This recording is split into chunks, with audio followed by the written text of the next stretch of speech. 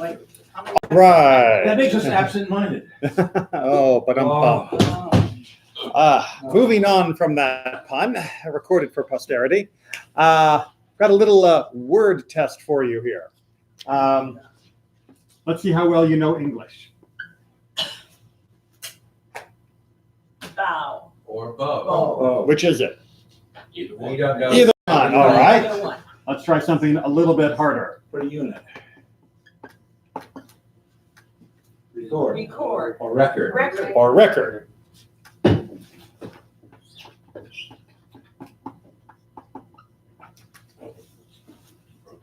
Progress. Or Progress. okay. Let's try one that is different than all of those. Cleave. Cleave. Or Cleave. or cleave. For cleave. Right? Cleave is one of the few words in English that is its own antonym. Right? Cleave is both itself and the opposite of itself. What does cleave mean? You could cleave toward yourself. Like to hold fast. So hold fast, right? To cling on to something, right? To cleave to something, Or to Split. or to split something, right? He cleaved the wood in half. And don't even get me started on what the past tenses of cleave are. There's a long, raucous history of that in English. You have to go you old English on that one. Interestingly enough, because I was looking this up because I wanted to talk about cleaving today, is the English word cleave comes from two separate words, which is why it has two separate meanings. It's not one of those weird words that just ended up meaning two different things, like the word fast, which by the way means like speedy as well as hold fast in one place. Right. But cleave actually did come from two different words. And the other word that cleave came to that we don't hear as much, but if you listen for it carefully, that will give you our second meaning is glue. The English word glue comes from the other meaning of the word cleave, the hold fast to. It's based off that same guttural opening sound. There would have been a B type and continuing in the Old English, but that got changed. All right, so cleave is perhaps best known and used a lot in the adjective form in when we talk about kashrut, because we talk about the cloven hoof, right? A cloven hoof, meaning a hoof that is actually cleaved in two, that there is a split that's looking down on the hoof print. I'm just making sure that you got the visual there. Exactly, it's the Boy Scout tracking badge. That's a cloven hoof. So that is where it is most widely known in Judaism. But there's another usage of the term cleave that is less well known, but in some cases even more important, which is To hold it fast. to. Oh, is the door locked? Try. I think it's open. Sometimes the door is a little stiff. You just gotta pull hard. And cleaving to God. And that's more of our glue sense of cleavage, which is a whole nother word. That's not good. Isn't English fun? All right, so we are going to take a look at how to cleave, but we're going to be talking about our glue version of cleaving as opposed to the separate version of cleaving. All right, with that in mind, we are going to pick up on page 1048.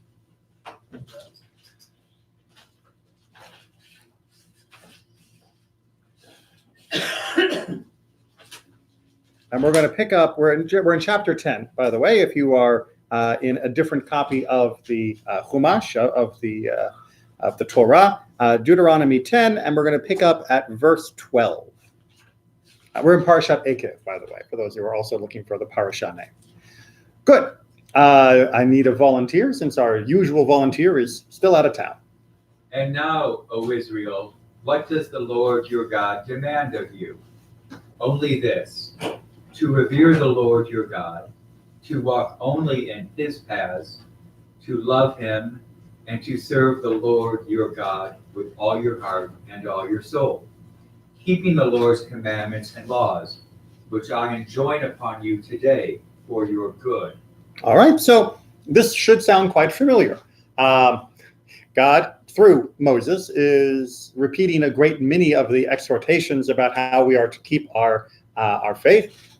This was also the crux of my sermon this last Shabbat, as we talked about the Ve'ahavta, about the idea of loving God.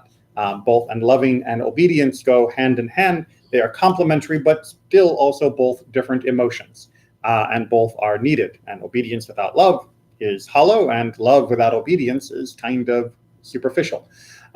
So we're going to carry on and see a little bit more about how we're being reminded. Mark, the heavens to their uttermost reaches belong to the Lord your God, the earth and all that is on it. Yet it was to your fathers that the Lord was drawn in his love for them, so that he chose you, their lineal descendants, from among all people, as is now the case. All right, God is God, after all, meaning of the entire universe, not just God of one little address. And so it wasn't as though God didn't have choices. When God chose to talk to Abraham and chose Isaac and Jacob and their families to build up, that was a deliberate action, and one that we can count on God still continuing onwards through to us. Make sense? Right? So we get both God's absolute transcendence as well as God's immanence, God's closeness to us. And that's why so many prayers have begin like the Amidah with putting our ancestors in front of us and say we're related to them. Well, we do and we don't. So it's true that this is one of the many reasons why we refer to our ancestors throughout many of our different brachot. But in the Amidah, if you listen carefully, we don't put them first. Eloheinu velohei avotenu. Yes. Our God and the God of our ancestors. Right? We actually mention ourselves first. Which is important because a person cannot have an experience of God via people that are already dead. You need to have an experience of God through yourself and your community before you can then appreciate the experience that your ancestors also had. So there does need to be that first touch among the living. So yes, we often think about our ancestors as coming first, but technically our existence for each of us is our first point of reference. Onward. Cut away, therefore, the thickening about your hearts, and stiffen your necks no more. A classic metaphor that has been obliterated by the translation. Cut away here is the phrase circumcise, right? To remove as though it were this extra bit of flesh that was hiding something, namely the foreskin in the anatomy. But here it's being used metaphorically, that there is some sort of barrier between us and God. Make sure that's not a technical problem. Sorry. Good. What's the reason for that? What's Logical reason for the circumcision? For the actual circumcision? For the real, because God told Abraham to do so. That's it. Well, that is the first point. There have been many things that have been written about it. God never says exactly why he chose that particular point. Certainly the idea that we would have this mark, that this mark would be permanent, this mark would be perpetual. But as many commentators point out, it would also be inconsequential, meaning God is not asking us to cut off a finger. God is not asking us to cut off our nose. He's not asking us to give up anything that has a necessary usefulness for our life. And the foreskin is something that is bonus. It is extra. It is not necessary for the normal enjoyment and process of life. And so it is the most expendable of our pieces, while still being also a very clear and permanent reminder of our covenant with God. So it fits all the criteria. You know the Arabs do that too? I know that they do, yes. And I know that other communities as well. The ancient Egyptians, many of the priests also did circumcision, and some other people around the world have done circumcision. But we do ours because it was through Abraham. All right, onward. For the Lord, your God, is God supreme and Lord supreme, the great, the mighty, and the awesome God, who shows no favor and takes no bribe, but upholds the cause of the fatherless and the widow, and befriends the stranger, providing him with food and clothing. You too must befriend the stranger, for you were strangers in the land of Egypt. All right, so just before we get into our cleaving here, we need to get this whole build-up to understand what it is we are cleaving to. All right, so what does this say about God? So you'll notice this, God is talking about all of his transcendence, right? I am the universe, I am everything, I am above bribes, you can't bribe me. Right. And the opposite of being willing to take bribes is taking care of those people who are least able to provide the bribe. Right? That's one of the reasons why this list is put here, specifically to counterpoint taking bribes.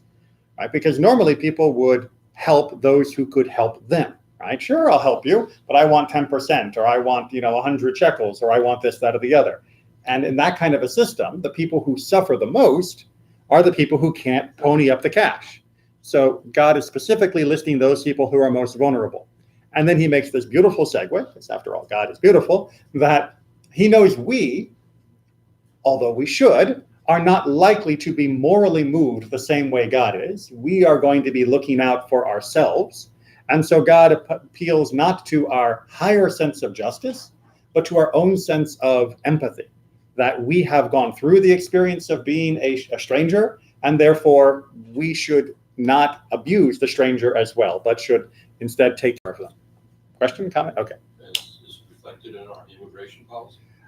Well, Israel has its own immigration policy, but as Judaism reflects its immigration policy, yes, Judaism has always, whether we are in charge of a country or not, has We know what you think. made sure to look after and take care of those who are strangers in a different country. Yeah, that will move us on to verse 20. You must revere the Lord your God. Only him shall you worship. All right, that makes perfect sense so far.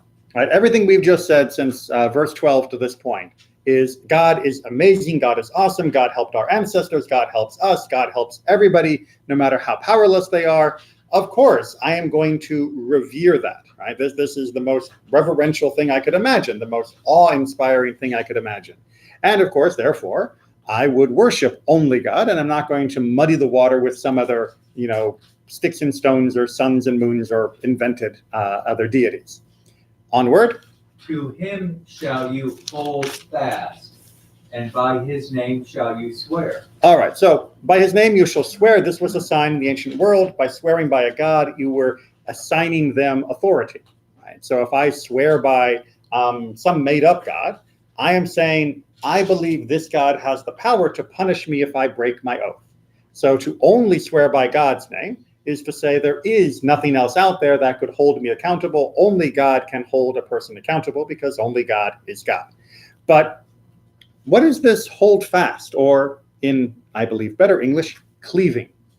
Or cling. Right, well, did they use the word cling, or? No, the Fox does. Fox used the term cling, okay, right? Or, if you look at the Hebrew here, right, tidbak, right, this is literally from the same word that is used in Hebrew, in English, Hebrew as well, for glue, the same root, right? You will be stuck to. Right. Articles got the cleave. They got cleave, which is the I believe the King James version as well uses cleaving as its term, right? And now we have this idea of cleaving, but then we carry on. He is your glory, and he is your God, who wrought for you those marvelous, awesome deeds that you saw with your own eyes. Your ancestors went down to Egypt, 70 persons in all, and now the Lord your God has made you as numerous as the stars of heaven. All right. This is what we are attached to, right?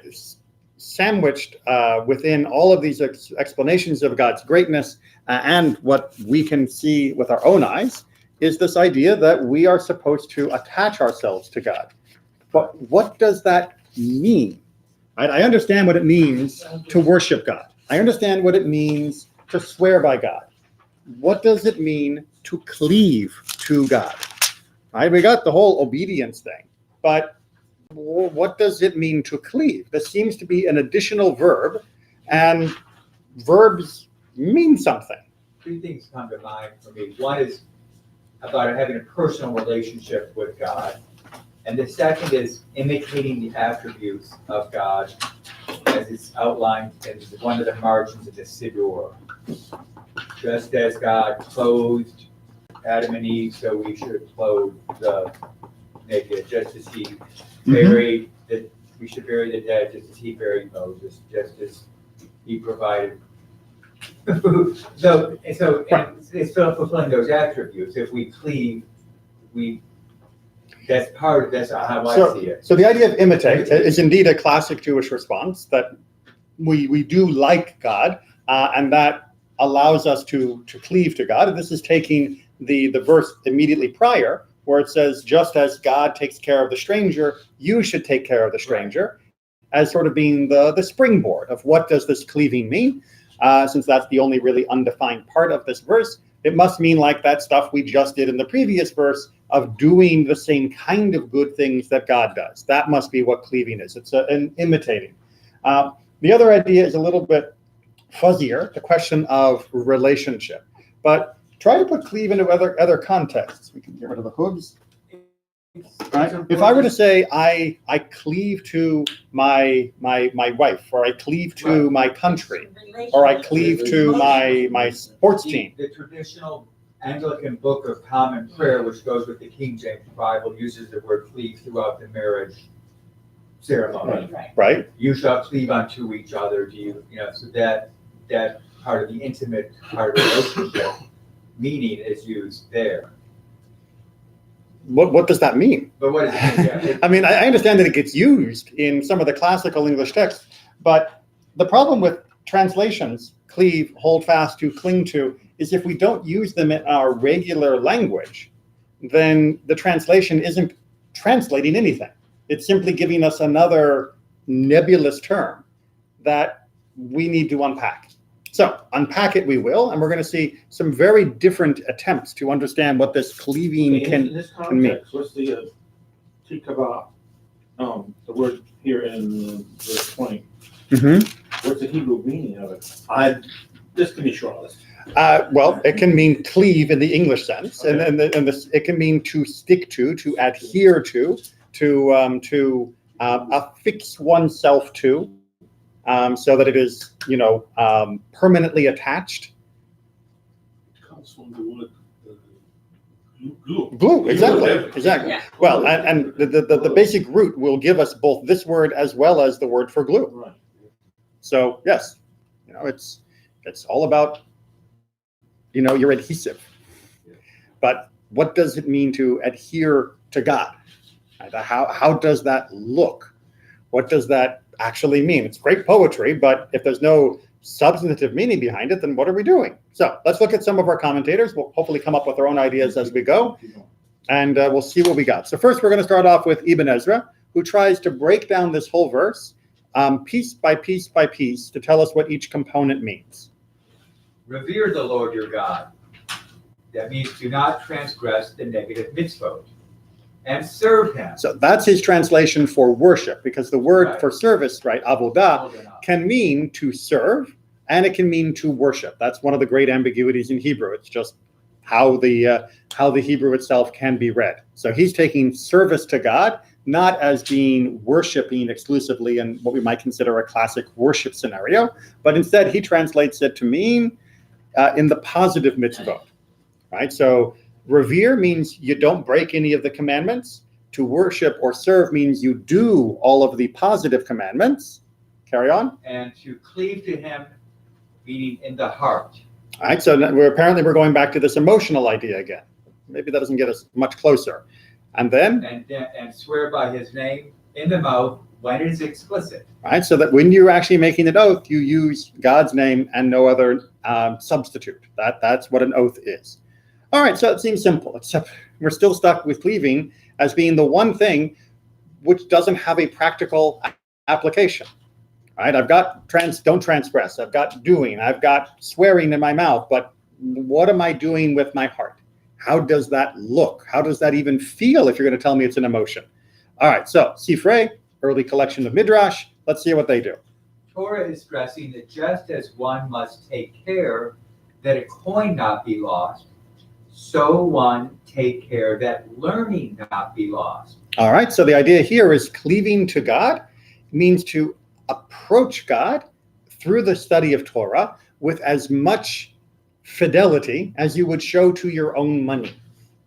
Right? The same way that you make sure that your money is safe, that you're not going to lose your coin, you would want to make sure that what you study from God is kept safe, that you view it with the same value, worth, that it is as precious as any other physical treasure.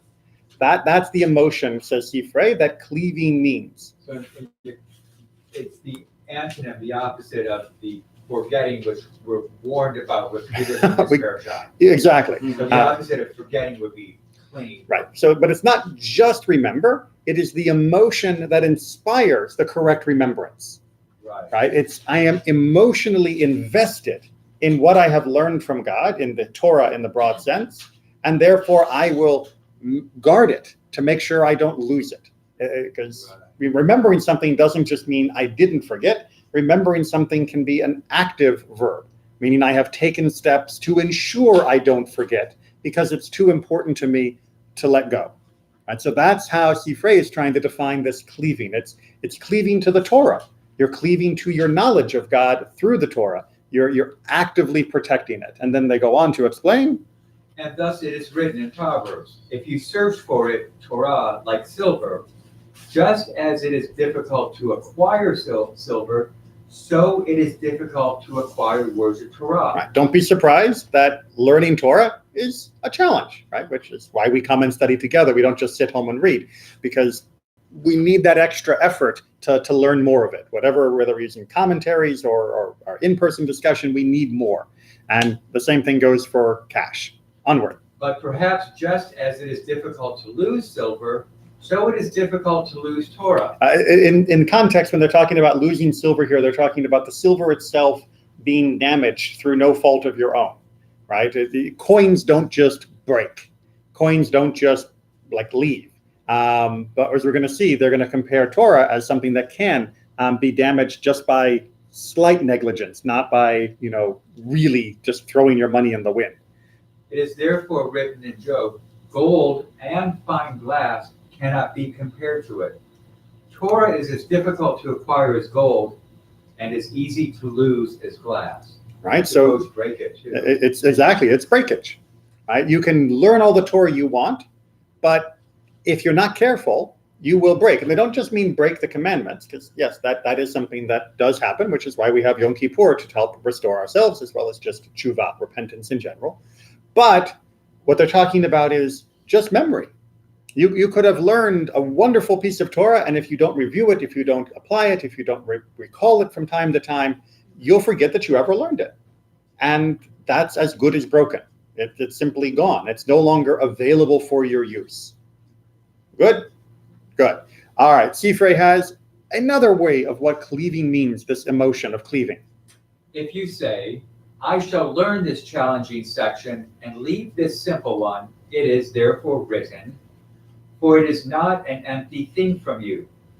Something that you call empty is empty only because of you. All right. So when you want to cleave to Torah, it means you take all of it seriously, not just the hard parts or the more interesting parts, but even the empty parts, the silly parts, the boring parts. If you're truly cleaving to God through Torah, you will want to study and understand those too.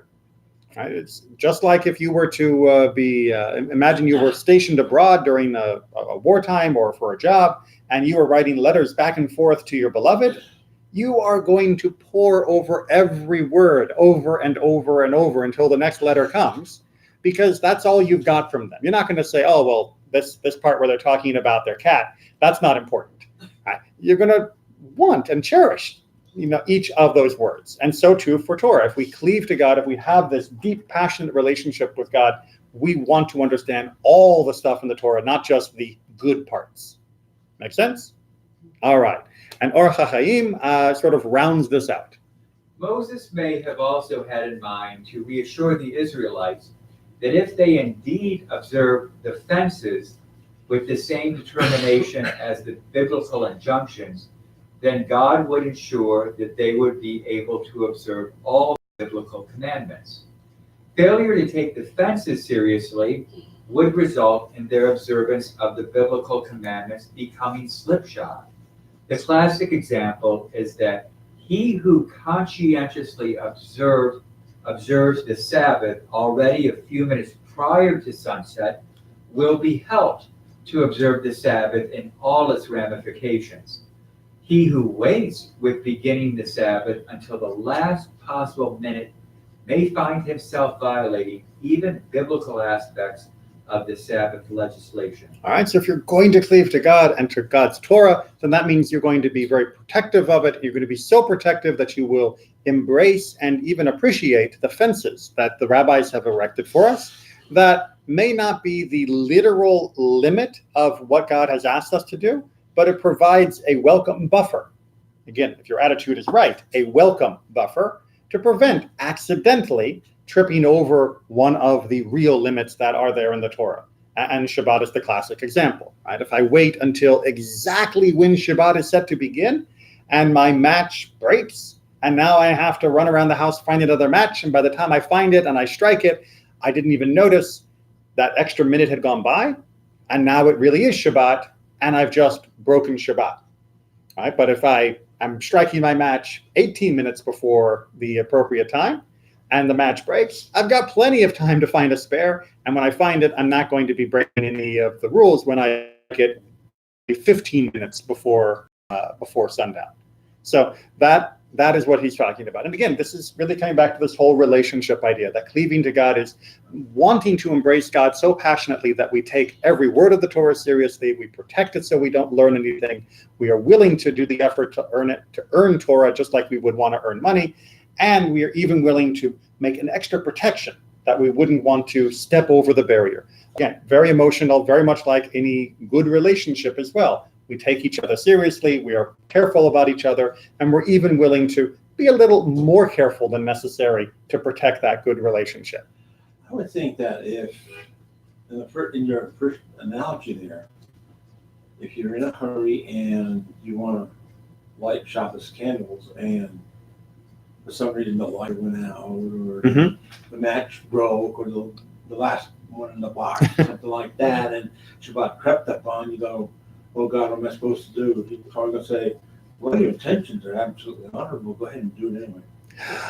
Not according to halakha. Not according to halakha. Like I said, I'll disagree with halakha. Right. Well, and you know, God's merciful and compassionate. I mean, it's a relationship thing.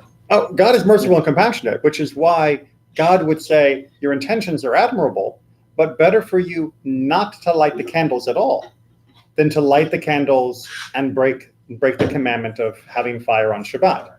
So the fact that God is compassionate and merciful is without a doubt very true. But relying on God's compassion to deliberately go against something else that God himself told us not to do is... Well, 18 minutes before that's halakha, yes. No, that's the point. Yeah. We're not talking about the 18 minutes. We're talking about someone who's going at the 1 minute before. 1 minute before. Oh. Right, and 1 minute before, that's when the match breaks. If you're still in the 18-minute zone, you're fine. Right, you're in the buffer zone. Right. But if you're past that 18-minute mark, if the sun has set, then you just leave the matches where they are. And you say, I missed Shabbat, I missed lighting the candles of Shabbat. Next week, I'll make sure that I've checked my matches before we start and I've got more than one in the box. But once the sun is down, then striking would be to show a great disrespect to what God has also told us. God didn't just tell us that he was merciful, God also told us to keep Shabbat. The same way that God told us not to steal. I don't say, oh, well, God's understanding, I'll steal because it's convenient. We say God's understanding, but I'm still not going to steal because the same God who told me he was understanding also told me not to steal. Well, and to open my point a little bit further, he says, well, in this case, since it's right there at Shabbat, light them anyway, because you're trying to honor Shabbat. Okay, but use it as a learning experience. In the case of eating, sure, I'll take it as a learning experience. Not because there's been times I'll be out on a Friday night and I have little rechargeable Shabbat candles, and I may light them at 3 o'clock in the afternoon. Right. Well, electricity is a different question, but however, if I'm exempt for crying out loud, All right, the thing is, if I forget to do it on a Friday Mhm. night, Friday afternoon, Friday night, and Saturday rolls around, I go, oh, okay, I'll light them anyway. On a Right. Saturday morning. Where halacha would say if it's fire, which a conservative movement does not consider electricity fire, but if it were a fire candle, it would be better not to light at all for that whole Shabbat and just prepare better for the following week. Well, the idea of Shabbat candles is to remember and observe. So I mean, it's always a illuminating. It's a can't find the right word. A reminder that's illuminating, shall we say? Yeah, Absolutely, absolutely. There are good reasons. That's why I read it. There are good reasons to light the candles, obviously, but there's also a good reason to protect Shabbat itself from our best intentions, which can sometimes end up then creating a precedent where we don't isolate Shabbat as we need to from all of those types of labors. Yes. No, I was going to refer back to the fences. Mhm. The fences were instituted by the rabbinics, right? Yes. To try to, you know, give Cushion. you buffer zones. But sometimes those fences keep getting further and further. Well, Uh-huh. so I don't want to get into Okay, modern manifestations of fences, right? So yes, there are definite problems in my opinion, in some communities where the fences lead to a severe distortion of the shape of Judaism. But the 18-minute idea, the few degrees above horizon idea has been around for a couple thousand years. That is not a modern fence. That is a well-established fence from antiquity and one that has worked out very well for us. So yes, there are fences, and then there are fences and fences and fences and fences. We're talking here about the first order of protection that our sages gave us. Okay, but Can I say yes. something? I have a conversation with somebody Mhm. here, authority, and because we were going to start the candles Mhm. in his house. And then I say, let's hurry up because it's about time, look. Right. And then he says, don't worry, Nelly, don't worry because we are doing this to remember. Hmm. It doesn't matter how, 15 minutes late, 15 Right. minutes, it doesn't matter. And we start 15 minutes late. Right. And I didn't like it. And I agree with you. Let me just do one last word on this, and then I want to move to the second idea of cleavage here, which is if you were going to send someone a birthday card a day late, if you were going to remember your spouse's anniversary a day late, you would be in trouble, The second case, you mean. right? And you'd say, oh, but it's the thought that counts, right? I mean, yeah, I was busy, and so I couldn't even pick up the phone and give you a call and say happy birthday. But now I have free time, so I'll do it on my time. The sentiment would be appreciated that you remembered me eventually, but doing something at its proper time is the first step towards reverence, the first step towards respecting the time as a symbol in and of itself, not only as an opportunity, but as an actual laying of the space in which the other symbols take place. And that barrier of time for Shabbat is the tapestry of Shabbat itself. Remember, the first thing that was given to us at Shabbat wasn't candle lighting, it wasn't Kiddush, it wasn't the motzi, it wasn't the services, it wasn't Torah reading, it was time, right? Seventh day of creation. God blessed the time first. And then everything else comes in as a reminder of that. But we can't remember that first and holy blessing of time by stepping across the border of time as though it were still a regular workday. Okay, with that, we're going to continue with a whole different idea. Ibn Ezra. Yes, Ibn Ezra, again, on a different passage, but still using the term cleave, and we're going to see that he goes a whole different direction. To love in the heart overturn. No, to the heart. In the heart. And then to walk. To walk in all his ways, which do not change or get overturned. To cleave to him.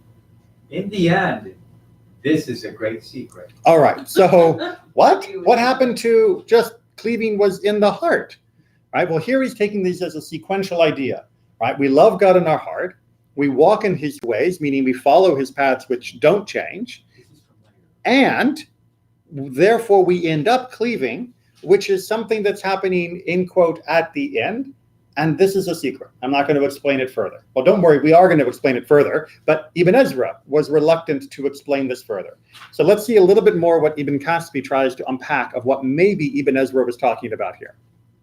My will is this happens after a man has practiced all that God has instructed and which never changes or is overturned. Right, that's what cleaving happens at that point. When you've been practicing the mitzvot, when you've been adhering to it, that is when this cleaving appears.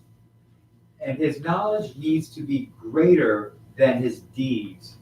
And if knowledge grew, so his intellect will return to be one with his intellect. All right, did we lose you? All right, so your knowledge needs to be greater than your deeds. What he's saying is, again, you can't simply rely on obedience to God. Yes, that is an important part of following the commandments and doing the commandments and not breaking the commandments, but you have to also be thinking about them. You need to have a wisdom of what it is you're doing, why you're doing it, and what that means more broadly than just how to do it. Right? The how to do knowledge is fine, but the why and what does this mean knowledge needs to be on top of that. That knowledge needs to be greater than deeds. Everyone makes sense? And when that happens, and your deeds are numerous enough that you then have this mountain of knowledge of understanding, then your mind, your understanding, your wisdom will adhere to God. So that's what's being used by this phrase, his intellect. We're talking about coming closer to an apprehension, a deep understanding of God. That's where the imitation starts coming in, because objectively Well, but it's a different type of imitation, because the imitation in the classic sense is about your deeds should imitate. Here we're talking about a deep comprehension. This is simply your nature at that point. Your nature, exactly, yes. So onward, Solomon gives us And about him, Solomon said by means of the Holy Spirit, let him kiss me with the kisses of his mouth. And also said, God was gracious.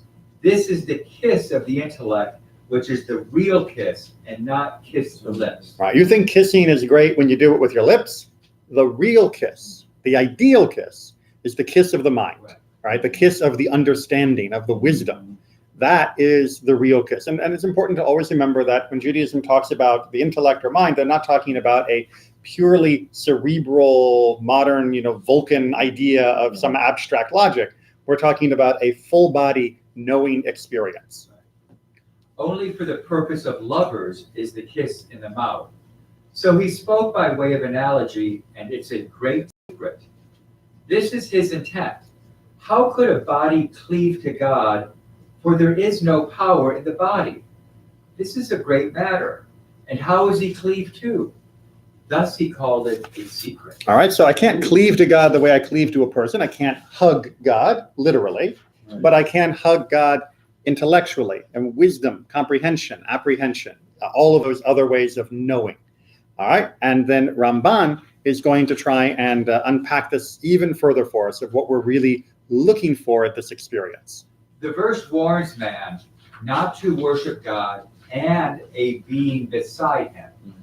He is to worship God alone in his heart and in his actions. It is plausible that the meaning of cleaving is to remember God and his love constantly, not to divert your thought from him in all your earthly doings. Such a man may be talking to other people, but his heart is not with them, since he is in the presence of God. All right, pause there, make sure we understand what the exemplary goal he is striving for here. It's not to say that he's ignoring the people, but what he is saying is that while he is going about his daily work, whatever he or she is doing, they are still in that perfect connection with God. The same connection that many of us maybe only experience during moments of intense prayer. He is saying that should be your whole waking experience. When you're buying a cantaloupe, when you're doing your business, when you're having a conversation with the neighbor, you are connected to God as powerfully as you would be in the most powerful moment of prayer. And so that is regulating how you interact with the world. You are essentially in the zone the entire time. and they've been reading some stuff on Kabbalah, like being a consciousness. This is very, very mystical. Well, yes. Ramban was a Kabbalist, and he is very mystical. Well, no wonder why. And it's going to get even more powerful. All right, and it is further plausible that those who have attained this rank do, even in their earthly life, partake of the eternal life, because they have made themselves a dwelling place of the Shekinah. Right? So basically, if you live like this, you've already made it to heaven, right? Well, right here and now. Because what is heaven? Heaven is being in the unmediated presence of God, of having the Shekhinah, having God's presence be as close to your soul as is possible with your soul. For most of us, that will only happen in Olam Haba, the world to come, because there are lots of barriers in this life. And they're good barriers, and they give us a chance to live and to be happy and to do commandments. But for someone like this, who is able to see through that level, then it's as though they were already in that communion, that heaven with God, even while they're going about their daily life. And by extension, even if their daily life isn't always so physically great, right? Even if they're considered a poor person, or they're maybe unhealthy or whatever, it's not as important, because they are in that state of intimate knowledge. Good? Yeah, it's good. Okay. It's very good. Rashi, however, is going to throw us another way of reading all of this, and then we're going to throw our hands up for a little bit, and then we'll wrap it up. Is it possible to say this? Is God not a consuming fire? How do you cleave to fire? Don't you get burnt? Rather, it means, cleave to the disciples and the sages, and I will consider it as though you cleave to me. Right? If you want to know what it means to cleave to God, simple. Adhere to those who try to teach God, to the sages, to the Chachamim, to the Talmidei Chachamim, to the disciples, to the words of Mishnah, of Midrash, of the Talmud. This is where you should focus on your adherence, your cleaving, your sticking to it, because God directly doesn't work. So this is a great fraction within different parts of Jewish commentary.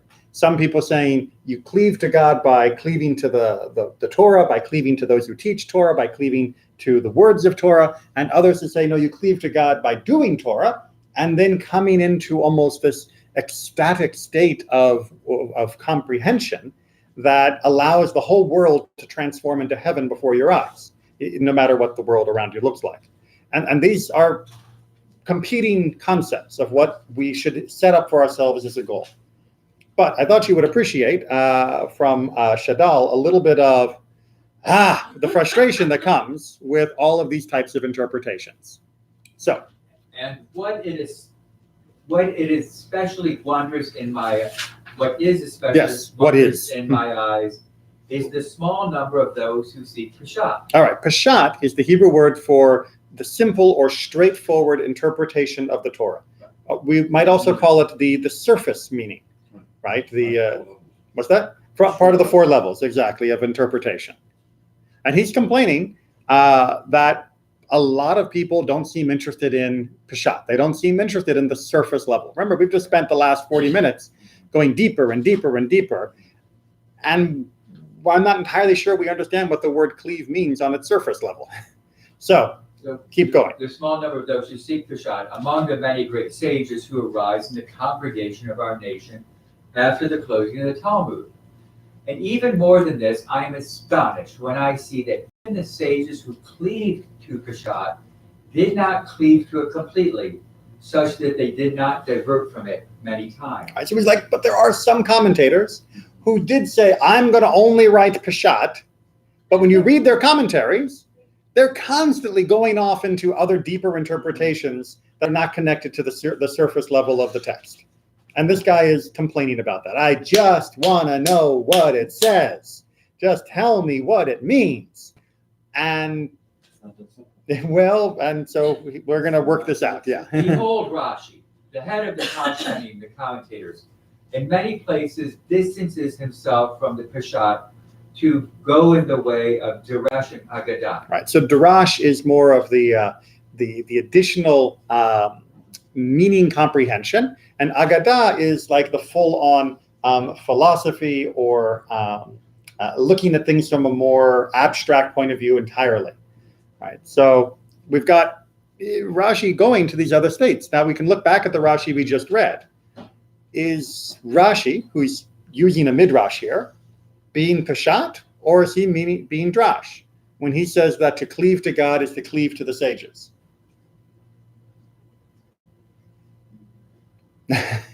Is that the simple meaning of the No, text? that's not. Probably not. No. Right? It's probably not the Peshat. The Peshat has something to do with this word cleave, which is still a little ambiguous, but it's definitely something that we're doing to God. And Rashi, based off the Midrash of Sifrei, is interpreting it through the side passage of the sages. He's still getting us to God, right? If you want to cleave to God, you cleave through them. But it doesn't take the straight route. And so that's what this person is upset about. And even if his intent was desirable, behold, the Rashbam and the Ramban waged battle with him to establish the Peshat in its proper place.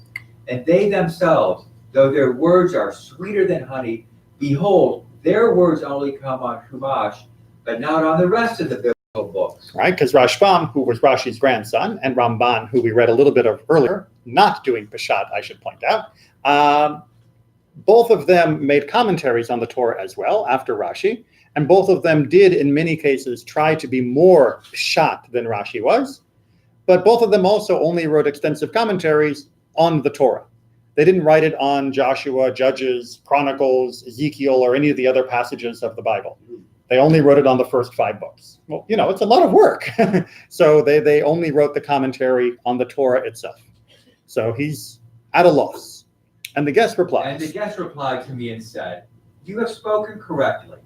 The sages of Israel also, in order to make the words of this philosophy agree with our complete Torah, first impressed the words of the Torah, Nevi'im, and the sages of Mishnah and the Talmud, in order that they say what they did not say, and never entered into their hearts in all their days. And in order to do this, they brought out tools of Jerash, Remez, and Mashal allegory. Right, so Drash, this interpretation, Remez, these sort of hidden ideas, and then allegory, of course, you're probably more familiar with. And he's lamenting that from both a philosophical point of view as well as from other pious points of view, people have manipulated the text to make it say what they wanted to say, rather than what the text itself wanted to say. I think we're all familiar with having that feeling at different times, right? That seems to be his complaint. And they abandoned the Peshat and did not serve it. And if this philosophy served another purpose, it is this: to distance the souls from the Creator. Behold, in many other matters, it damages, caused loss, ruined, and corrupted our holy faith. All right, so it seems like Shadal is saying this: we need to just sweep away all of this other interpretive stuff and just get to the short, easy meaning. Right? If we did that, we'd be fine. Right? That's what we need to do. This Peshat, the simple, what does the text just mean, should be our goal. Because all this other stuff has complicated things, or at worst, driven us away from God's true intention and made a whole muddy mess of the entirety. Not really. Well, but that's the problem. Because you just do a simple, what's in there in the script, that's the obvious. You're not really discussing it in depth to the other levels of Ramaz, Darash, and so on. And the problem with that is you are then left to only as good an understanding as you can muster of the, in quote, simple text. And you may remember when we began, and probably still to this point, most of us don't understand what cleave means. Right? There is no unanimity about what we mean when we say cleave to God. Fine, we can translate the word, and we can even get a rough, a couple synonyms for the word that work as a translation. And we could, in Hebrew, put together a sentence that would describe what cleaving means as a dictionary definition. But what does that actually mean? Well, guess what? You don't find that in the Peshat. You can't find that in a superficial reading of the text. Thank you. It's frustrating because we want to just be able to flip a switch by having the words go in front of our eyes and move from not knowing to knowing.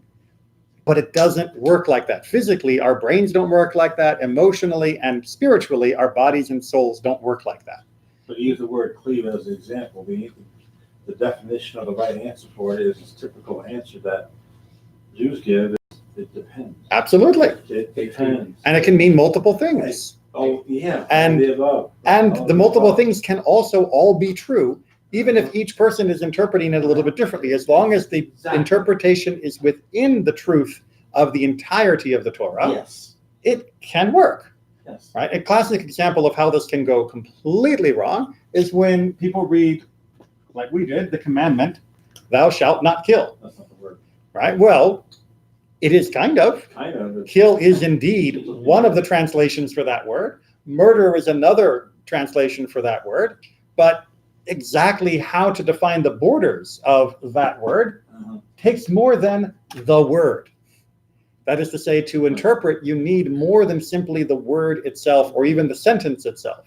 You need more than even the context of the passage. You need all the rest of the interpretive apparatus to bring it together, which is why we're going to finish, again, back with Sifrei, with a very powerful teaching.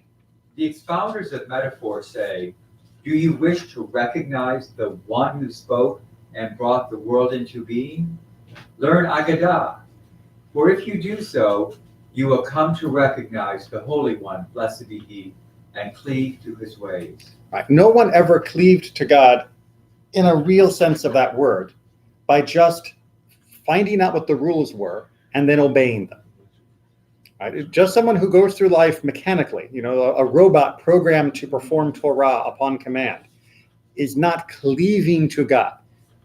We need to cleave to God by understanding God. And you don't understand God simply by doing. Doing is a great first step, don't get me wrong, and it is a necessary step.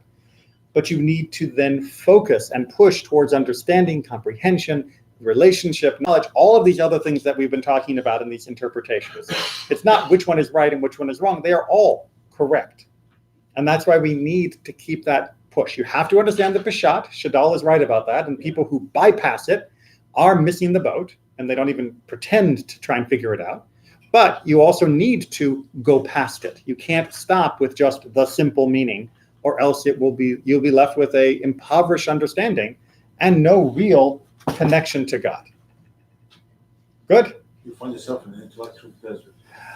Yeah, well, not even intellectual, just a desert of activity, right? Activity without meaning. I saw voice on